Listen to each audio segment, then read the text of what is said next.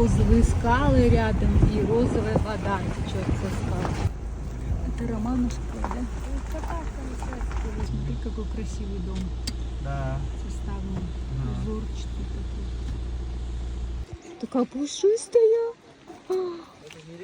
Это пушистая елка, смотри, как искусственная. Нифига себе. Красотка вообще, да. такая, да? Ага. Покосили постоянно, видимо.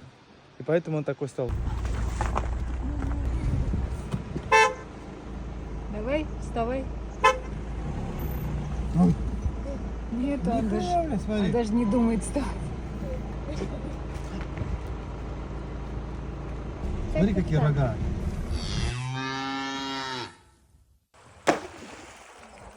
Слушай, а что за валуны это? Откуда это? Гора, она распадалась, превратилась в такие курумы. А стоянка свободная, никого нет на стоянке. Слушай, ну вот с левой стороны вот этот курум, да, скала, и еще дальше надо проехать. Да, где стоянка-то? Скала красивая. Тут коровы ходили вон. Настя пить хочет. Это место называется Каменная река.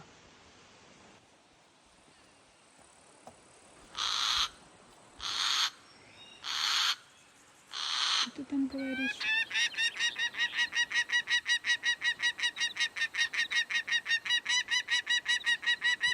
Ку-ку!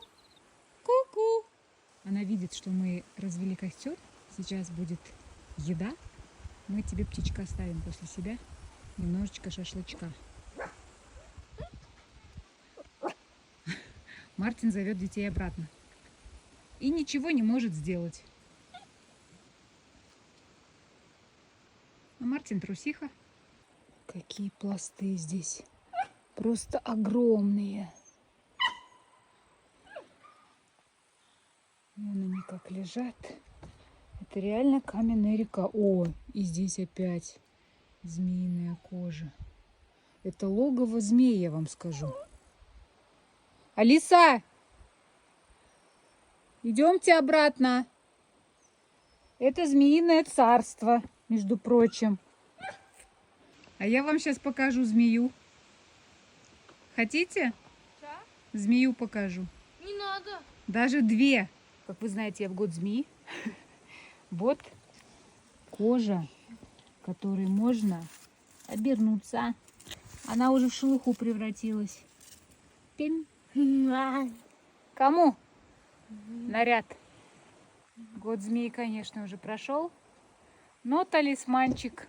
Могу